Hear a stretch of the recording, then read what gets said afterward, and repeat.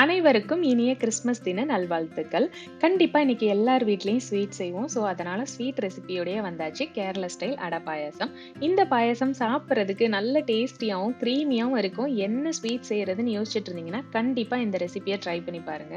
இதுதான் அந்த பாயாச அடை. நீங்க கடையில கேட்டா கிடைக்கும்.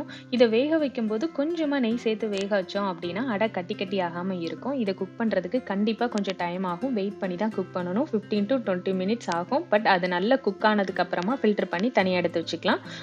அதுக்கப்புறமா வெல்லப்பாகு கொஞ்சம் தனியா எடுத்து வச்சுட்டு, ஜவ்வரிசியும் வேக வச்சு தனியா எடுத்து வச்சுக்கலாம். வேக வச்சிருக்க அடையோட வெல்லத்தையும் சேர்த்து நல்லா குக் பண்ணிட்டு, அதுல வேக வச்சிருக்க ஜவ்வரிசி, தட்டி வச்ச ஏலக்காவையும் சேர்த்துட்டு, 2வது தேங்காய் பால் சேர்த்துட்டு, இந்த ஸ்டேஜ் வந்ததுக்கு அப்புறமா முதல் தேங்காய் பால் சேர்த்துட்டு அடுப்பு ஆஃப் பண்ணிருங்க. பார்க்கறதுக்கு தண்ணியா இருக்கிற மாதிரி இருக்கலாம். ஆனா கொஞ்ச நேரத்திலேயே அந்த பாயாசம் கட்டியாயிரும்.